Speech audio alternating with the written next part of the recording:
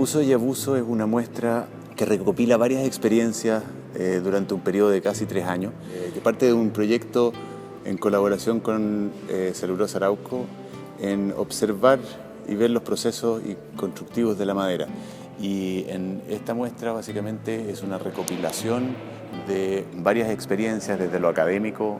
lo público, travesías y todo basado desde el trabajo de taller. Lo técnico, lo objetual y lo espacial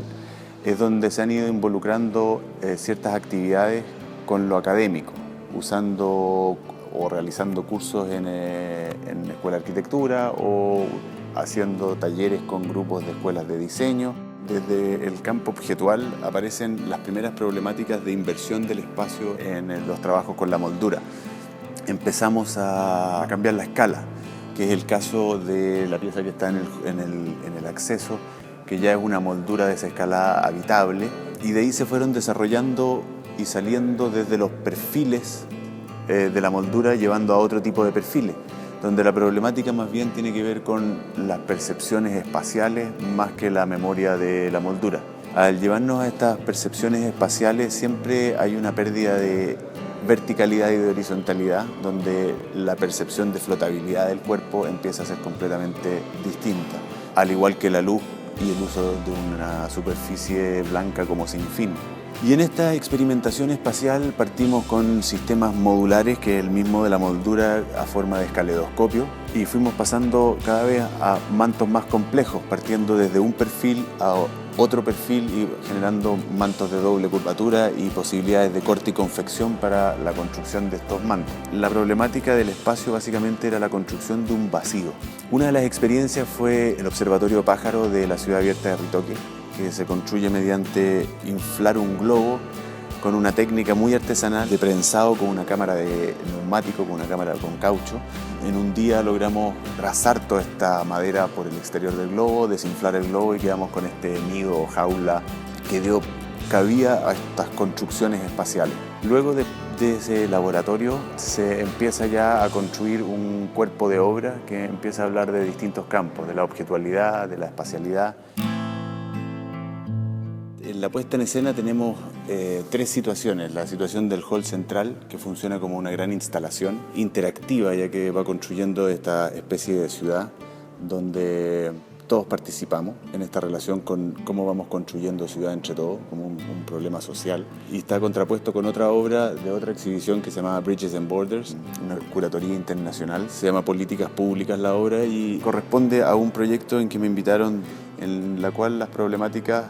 eran más bien de fronteras políticas, migraciones, y dentro de eso, ya que era en el Centro Cultural de la Cárcel de Valparaíso, me pareció interesante la torre de vigilia y como un dispositivo de control social y territorial. En la madera siempre hay como una visión de lo nefasto que es que se queme, por la fragilidad que puede agarrar, por el cambio de condición del material y también por la posibilidad de materiales que se desaparezcan y sean reciclables y no dejen residuos, o sea,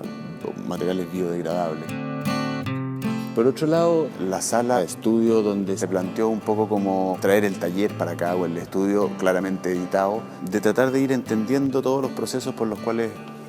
fui pasando desde el objeto a problemáticas espaciales, a travesía, a las relaciones del objeto con el paisaje y de tratar de capturar este caminar. O sea, creo que tiene que ver más bien con un proyecto de procesos. Probablemente la obra apela a todo tipo de anomalías en el sentido de que nuestra realidad básicamente es una ficción construida, una ficción cultural construida. La obra siempre está jugando a quebrar esa ficción y plantear que la realidad es una construcción mental.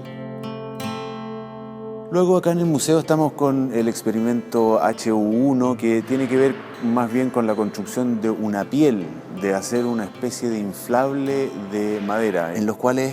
se genera un sistema más bien de corte y confección y un tipo de costura. Más que hablar de estructura, yo hablaría que la propia estructura es su propia cáscara. Y en ese sentido está llevado o abusado al límite las posibilidades estructurales con respecto al peso. Pero el proyecto experimento, en cierta forma, yo creo que es un abuso bastante radical desde varios aspectos, desde el aspecto técnico, desde el aspecto de la experiencia y desde la posibilidad de construir dentro de una sala en un segundo piso a manera de inflar un cuerpo de madera dentro de plazos cortos y de una estructura de museo. Por otro lado, la relación de lo académico con lo público y con la empresa es una estructura que me interesa bastante en el sentido que muchas veces no hay diálogo muy fluidos entre los espacios académicos, lo público o la empresa. Entonces, el proyecto Uso y Abuso se configura en este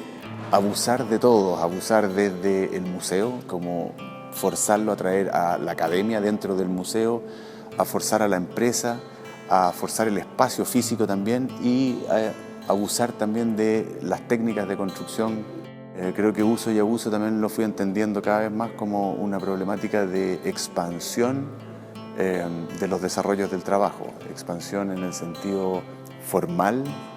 técnico, tecnológico y con las instituciones que se está trabajando, con llevar lo público a lo académico a lo empresarial y empezar a generar esas relaciones. Uso y Abuso fue una gran experiencia desde varios campos, en el sentido de generar una profundidad dentro de una investigación técnica material por un lado, pero por otro lado se generaron varias líneas de exploración, líneas que están tremendamente abiertas y que generan campos tremendamente fértiles de profundización.